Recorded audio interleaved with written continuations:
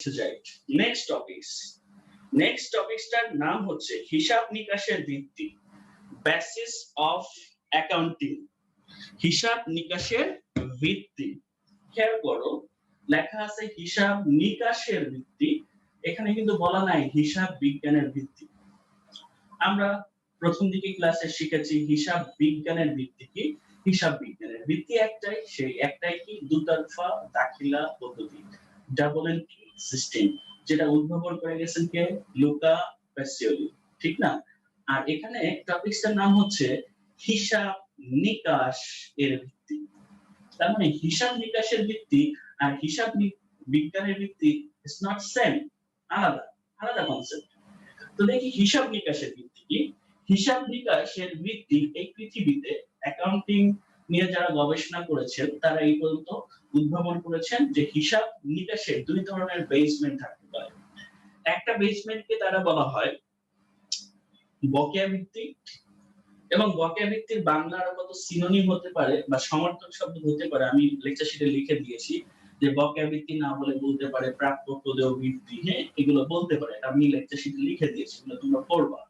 আর দুই নাম্বার হচ্ছে নগদান ভিত্তি, তার মানে একটাকে বললাম বকেয়া ভিত্তি আর একটা হচ্ছে নগদান ভিত্তি। এই দুইটা ভিত্তি হচ্ছে কিসের ভিত্তি, হিসাব নিকাশের ভিত্তি, হিসাব নিকাশ এর ভিত্তি। এখন বকেয়া ভিত্তির কথা কি আর নগদান ভিত্তির কথা কি, একদম সিম্পল, মানে ডিফারেন্সটা একদম সিম্পল। বকেয়া ভিত্তির কথা হচ্ছে যে ব্যবসায়ের যে কোনো লেনদেন লিখতে হবে।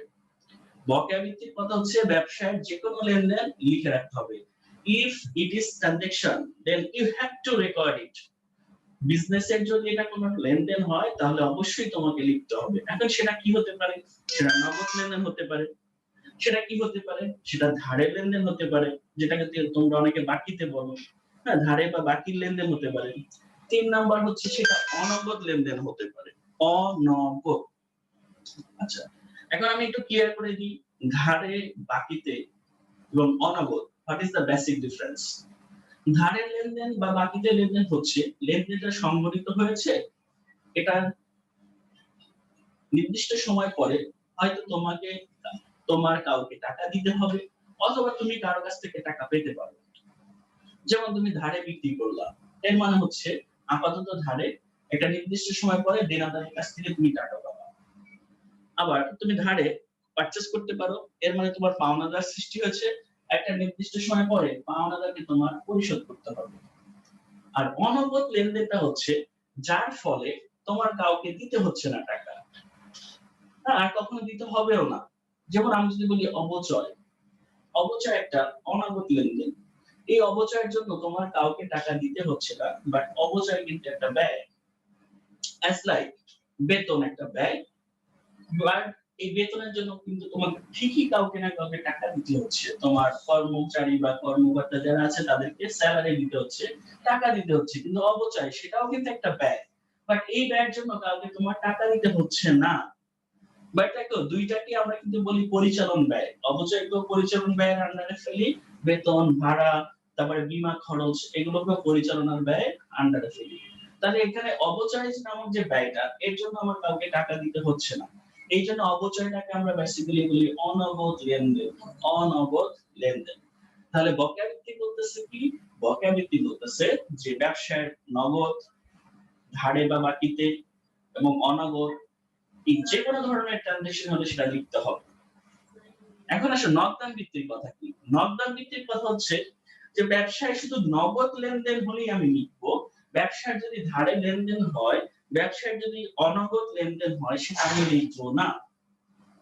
তাহলে এখানে কি ঝামেলাটা হইলো, ঝামেলাটা হইলো এইটা যে নগদান ভিত্তি ফলো করলে সঠিক আর্থিক ফলাফলও পাওয়া যাবে না, সঠিক আর্থিক অবস্থাও জানা যাবে না ব্যবসায়। কেন? কারণ ধারের ট্রানজাকশন গুলো সে লিখতেছে না, অনগদ ট্রানজাকশন গুলো সে লিখতেছে না, তার মানে আমি সঠিক আর্থিক ফলাফল পাবো না, আমি সঠিক প্রফিট পাবো না, সঠিক আর্থিক অবস্থা আমি জানতে পারবো না। কিন্তু বকেয়া ভিত্তি ফলো করলে সব রেকর্ড হচ্ছে, নগদ লেনদেন রেকর্ড হচ্ছে, ধারে লেনদেন রেকর্ড হচ্ছে, অনগদ লেনদেন রেকর্ড হচ্ছে, তার মানে এর মাধ্যমে আমরা সঠিক ফলাফল পাবো। তাহলে দেখা যাচ্ছে যে তাহলে তোমার কোনটা পছন্দ, তোমার না ইন্টারন্যাশনালি পছন্দ হচ্ছে বকেয়া ভিত্তি, কারণ একটা প্রতিষ্ঠানে শুধু নগদ ট্রানজাকশন হয় না, সব ধরনের ট্রানজাকশন হয়। যদি এমন কোন প্রতিষ্ঠান থাকে, যদি পৃথিবীতে এমন কোন প্রতিষ্ঠান থাকে যে প্রতিষ্ঠানে সব লেনদেনই নগদ হয়, কোন অনগদ লেনদেন হয় না বা তার কোন অনগদ ট্রানজাকশনও হয় না, তারা শুধু নগদান ভিত্তি ফলো করতে পারে। এছাড়া কোন প্রতিষ্ঠান যদি নগদান ভিত্তি ফলো করে তাহলে তিনি তার সঠিক আর্থিক ফলাফল এবং সঠিক আর্থিক অবস্থা প্রদর্শন করতে পারবেন না। এজন্য আন্তর্জাতিকভাবে স্বীকৃত সবার কাছে গ্রহণযোগ্য ভিত্তি হচ্ছে বকেয়া ভিত্তি, হিসাব নিকাশের বকেয়া ভিত্তি। এখন বকেয়া ভিত্তি এবং নগদান ভিত্তির তুলনামূলক আমি একটা পার্থক্য দাঁড় করিয়েছি, তোমাদের লেকচার শিটে দেখবা দেয়া আছে। সেটা কিসের বেসমেন্টে পার্থক্য? ফার্স্টে বলছি আয় রেকর্ডের ক্ষেত্রে, আয় লিপিবদ্ধ করার ক্ষেত্রে বকেয়া ভিত্তি কি করে, কখন আয়টাকে আয় হিসাবে গণ্য করে, আর নগদান ভিত্তি কখন আয়টাকে আয় হিসেবে গণ্য করে। একটা পার্থক্য দাঁড় করিয়েছি যাতে বুঝতে সহজ হয়। তো দেখবা আয় লিপিবদ্ধ করার ক্ষেত্রে বকেয়া ভিত্তি বলতেছে কি আয় অর্জিত হলেই আয়, মানে তোমার যদি আয় অর্জন হয়, তার মানে আয় অর্জন বলতে এটা বোঝাচ্ছে না যে ক্যাশ পাইছই, ব্যাপারটা এমন না। আয় অর্জন বলতে তুমি ক্যাশ পেতেও পারো, ক্যাশ নাও পেতে পারো। যেমন আমি যদি বলি নগদে পণ্য বিক্রয়, নগদে পণ্য বিক্রয়, তাহলে অ্যানসারটা হচ্ছে নগদান আর বিক্রয়। এবার আমি যদি বলি ধারে পণ্য বিক্রয়, তাহলে অ্যানসারটা কি হচ্ছে প্রাপ্য হিসাব আর বিক্রয়। এখন দেখো এই দুইটা লেনদেনের ক্ষেত্রে কিন্তু আমার আয় অর্জন হয়েছে, এখানেও বিক্রয় আয়, এখানেও বিক্রয় আয়। এখানে আয়টা নগদ হয়েছে এবং এখানে আয়টা ধারে হয়েছে। এখন বকেয়া ভিত্তি বলতেছে আয় হলেই সেটা আয়, আয় অর্জিত হলেই সেটা আয়, নগদ পাওয়া বাধ্যতামূলক নয়। ব্যাপারটা এরকম না যে আয় হতে গেলে নগদই পেতে হবে, নতুবা আয় হবে না। এটা বকেয়া ভিত্তি বলে না। বকেয়া ভিত্তি বলে আয় অর্জিত হলেই আয়, নগদ পাওয়া বাধ্যতামূলক নয়। হ্যাঁ, এই জন্য লেখা আছে বকেয়া ভিত্তির কলামে যে আয় অর্জিত হলেই তাকে আয় হিসেবে গণ্য করতে হবে। আর নগদান ভিত্তিতে আয় রেকর্ডের সূত্র হচ্ছে এইটা। নগদান ভিত্তি বলতেছে শুধু আয় নগদে হলেই আমরা সেটাকে আয় ধরবো, আয় ধারে হলে সেটাকে আমরা আয় ধরবো না। ঠিক ব্যয়ের ক্ষেত্রেও একই কনসেপ্ট। বকেয়া ভিত্তি বলেছে যে ব্যয় সংঘটিত হলেই সে ব্যয়, মানে ব্যয় সংঘটিত বলতে গেলে কি বোঝায় যে পেইড করো না কিন্তু খরচ হয়ে গেছে, এটা হলেই ব্যয় বলে কাউন্ট করতে হবে তোমার। ঠিক আছে? যেমন আমি তোমাকে উদাহরণস্বরূপ বলতে পারি, ক্রয় দিয়ে বলতে পারি। আমি যদি বলি নগদে পণ্য ক্রয়, তাহলে অ্যানসার কি হয়? ক্রয় ডেবিট, নগদান ক্রেডিট। এখানে ক্রয়টা কি? ব্যয়। আমি যদি বলি ধারে পণ্য ক্রয়, এখানেও বলতেছে ক্রয় ডেবিট, প্রদেয় হিসাব ক্রেডিট। এখানেও ক্রয়টা কি? ব্যয়। কিন্তু ফার্স্ট ট্রানজাকশনে কিন্তু নগদ টাকা গেছে, সেকেন্ড ট্রানজাকশনে কিন্তু নগদ টাকা যায়নি। বাট দুইটার ক্ষেত্রে কিন্তু ক্রয়টা কি হয়েছে? ডেবিট হয়েছে। কারণ হচ্ছে বকেয়া ভিত্তি ফলো করা হয়েছে। কারণ বকেয়া ভিত্তি বলেছে ব্যয় যদি সংগঠিত হয় তাহলে তুমি এটাকে রেকর্ড করো। ইটস নট নেসেসারি যে তোমার নগদ টাকা দিতেই হবে, ব্যাপারটা এমন না। যেমন তোমরা জানো বকেয়া বেতন, বকেয়া বেতন তোমরা সময় দাখিলা দাও, কি লেখো? বেতন হিসাব ডেবিট, প্রদেয় বা বকেয়া বেতন হিসাব ক্রেডিট। তার মানে কি একটা খরচ সংগঠিত হয়েছে, ক্যাশ তাকে দাও না, খরচ সংগঠিত হয়েছে, ক্যাশ দাও না। এইজন্য বলতেছো বেতন হিসাব ডেবিট, প্রদেয় বা বকেয়া বেতন হিসাব ক্রেডিট। তাহলে এখানে এই যে বেতন হিসাব ডেবিট সেটা কি? ব্যয়। আবার যদি বেতনটা তুমি নগদে দিতা যে বেতন প্রদান, তখনও লিখতে কিন্তু বেতন হিসাব ডেবিট, নগদান হিসাব ক্রেডিট, তখনও বেতনটা কি? ব্যয়। তো বকেয়া ভিত্তি বলতেছে যে ব্যয় সংগঠিত হওয়ার শর্ত হচ্ছে যে ব্যয় হলেই ব্যয়, এর জন্য নগদ টাকা যে দিতে হবে নট নেসেসারি, নট ম্যান্ডেটরি। নগদান ভিত্তি বলতেছে যে না, আমরা ওটাকেই ব্যয় হিসেবে কাউন্ট করব যার ফলে আমার কাছ থেকে নগদ যাচ্ছে, যে এক্সপেন্সটার জন্য, যে খরচটার জন্য আমার কাছ থেকে নগদ টাকা যাচ্ছে, আমি সেটাকে ব্যয় হিসেবে কাউন্ট করব। বাট যে খরচটার জন্য আমি নগদ টাকা আপাতত যাচ্ছে না, সেটাকে আমি ব্যয় হিসেবে ধরবো না। এটা বলতেছে নগদান ভিত্তি। বাট ইন্টারন্যাশনালি এই বকেয়া ভিত্তির রুলসই মানা হয়। কারণ দেখো আমরাও করে আসছি, তোমরাও করে আসছো যে ধারে কূরায় আছে। হ্যাঁ? এরকম টাকা পেইড করি নাই কিন্তু খরচ হিসেবে আমরা প্রদর্শন করে আসতেছি। কারণ হচ্ছে এখন করি নাই, পরবর্তীতে আমার এটা করতে হবে। এরপরে আমি এই চ্যাপ্টারের এই ২ টাই হচ্ছে মূল পার্থক্যর ব্যাপার। এরপরে বাকি কথাগুলো নরমাল যে অন্যান্য লেনদেন সংগঠিত হলেই বকেয়া ভিত্তি লেখে। আর নগদান ভিত্তিক লেনদেনটা শুধু নগদ হলেই লেখে। তারপরে বলা হয়েছে যে গ্যাপ, বকেয়া ভিত্তিক কি? গ্যাপ ফলো করে, হ্যাঁ? আর নগদান ভিত্তিক গ্যাপ ফলো করে না। তারপরে বলেছি ইন্টারন্যাশনালি আন্তর্জাতিকভাবে বা সর্বজন স্বীকৃত ভিত্তি হচ্ছে বকেয়া ভিত্তি। বাট নগদান ভিত্তি সর্বজন স্বীকৃত না।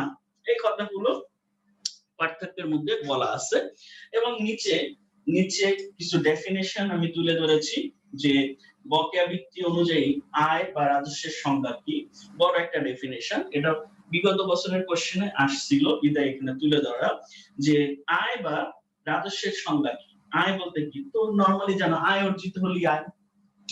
তুমি নরমালি কি জানো যে আয় অর্জিত হলেই আয়। বকেয়া ভিত্তি তো তাই বলছে যে আয় অর্জিত হলেই আয়।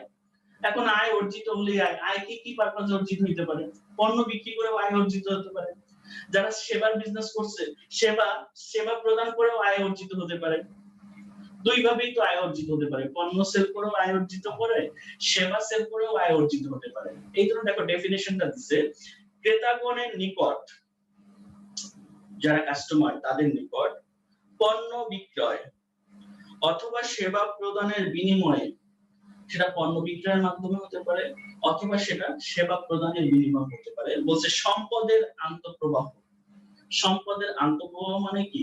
সম্পদ সৃষ্টি হওয়া, সম্পদ প্রতিষ্ঠানে আসা, সম্পদের আন্তঃপ্রবাহ কিন্তু অপরিহার্যভাবে নগদে নহে। মানে বলতেছে যে এটা নগদই হতে পারে, ইটস নট ম্যান্ডেটরি। একটু আগে আমরা শিখছিলাম, কি শিখছি? যে ধারে পণ্য বিক্রয়, প্রাপ্য হিসাব ডেবিট, বিক্রয় হিসাব ক্রেডিট। এখানে প্রাপ্য হিসাবের মাধ্যমে কি সম্পদের আন্তঃপ্রবাহ হয়েছে, সম্পদ সৃষ্টি হয়েছে, কিন্তু আমি কি নগদ পেয়েছি? পাই না। কারণ নগদ পাওয়াটা ম্যান্ডেটরি না। পেতে পারি বাট পাই নাই। না পেলে এমন না যে আয় হবে না। তাহলে এটা হচ্ছে আয়ের ডেফিনিশন। তারপরে বলছি তাহলে আয়টা যদি অনাদায়ী থাকে, আয় হইছে কিন্তু আমি টাকা এখনো পাই নাই বা আমাকে টাকা দেয় নাই, এটার নাম তাহলে কেমন আয়? এটার নাম হচ্ছে অনাদায়ী আয়, প্রাপ্য আয়, প্রাপ্তব্য আয়। হ্যাঁ? এগুলোকে আমরা একাধিক সিনোনিম বা সমর্থক শব্দ হিসাবে ইউজ করতে পারি। তো এখানে আমি কয়েকটা লাইন লিখে দিয়েছি যে অনাদায়ী, প্রাপ্য, প্রাপ্য, প্রাপ্তব্য আয়ের সংজ্ঞা। তো এইটার ক্ষেত্রে তোমাদের মাথায় একটা জিনিসই আসে, যেমন বিনিয়োগের অনাদায়ী সুদ। বিনিয়োগের অনাদায়ী সুদ। তার মানে আয় অর্জিত হয়েছে কিন্তু এখনো নগদ টাকা পাই নাই। তো এখানে দেখো ডেফিনিশন দিয়েছি, আয় অর্জিত হয়েছে এবং সেটা আমি লিখেও রাখছি কিন্তু এখনো নগদ গ্রহণ করা হয়নি। এখনো আমি নগদ টাকা পাইনি। এটাকে বলা হয় অনাদায়ী আয়। এবং তুমি জানো ব্যবসার জন্য অনাদায়ী আয় মানে আয় অর্জিত হয়েছে কিন্তু তোমাকে এখনো নগদ টাকা দেয় না, এটা ব্যবসায় কি? সম্পত্তি। তার মানে অনাদায়ী আয়টা ব্যবসার কি? সম্পত্তি। যেমন কি বিনিয়োগের অনাদায়ী সুদ ব্যবসার কি? সম্পত্তি। কোন সম্পত্তি? চলতি সম্পত্তি। কোন সম্পত্তি? চলতি সম্পত্তি। ঠিক সেম অ্যাজ ব্যয়ের ডেফিনিশন আমি দিয়েছি যে কি পণ্য ক্রয়। পণ্য ক্রয় আয়ের ক্ষেত্রে ছিল পণ্য বিক্রয়, ব্যয়ের ক্ষেত্রে তাহলে পণ্য ক্রয়। আয়ের ক্ষেত্রে ছিল সেবা প্রদান, তাহলে ব্যয়ের ক্ষেত্রে হবে সেবা গ্রহণ। এজন্য লিখেছি পণ্য ক্রয় অথবা সেবা গ্রহণের বিনিময়ে সম্পদের বহিঃপ্রবাহ মানে সম্পদের বাইরের দিকে চলে যাওয়ার যে প্রভাবটা, কিন্তু অপরিহার্যভাবে নগদে নহে। এটা যে অপরিহার্যভাবে নগদেই সাথে সাথে দিতে হবে এটা ম্যান্ডেটরি না। এটাই হচ্ছে ব্যয়ের ডেফিনিশন। যেমন আমি পণ্য ধারে পারচেজ করতে পারি, পণ্য নগদে পারচেজ করতে পারি। দুইটার ফলে আমাদের কি হচ্ছে? আমাদের সম্পদটা ভিতরে আসতেছে না, সম্পদটা বাইরে চলে যাচ্ছে। কিন্তু নট নেসেসারি যে এটা নগদই সাথে সাথে যেতে হবে। এরপর আমি আলোচনা করছি তাহলে বকেয়া খরচ। যেহেতু খরচের ডেফিনিশন দিছি তাহলে বকেয়া খরচটা কি?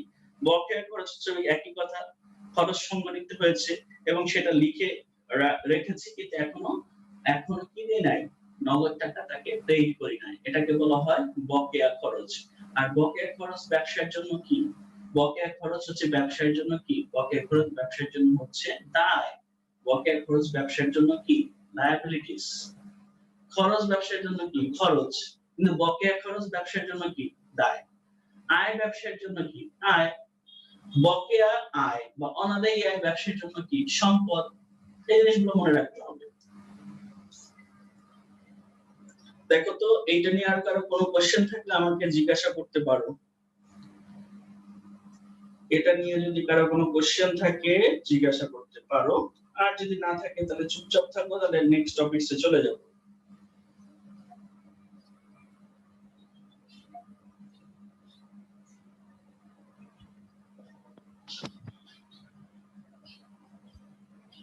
ওকে, ঠিক আছে। আমি তাহলে নেক্সট টপিকসে চলে যাচ্ছি। নেক্সট টপিকস হচ্ছে হিসাবের শ্রেণীবিভাগ নিয়ে। কিসের শ্রেণীবিভাগ? হিসাবের শ্রেণীবিভাগ। হিসাবের শ্রেণীবিভাগ কি? তুমি এখানে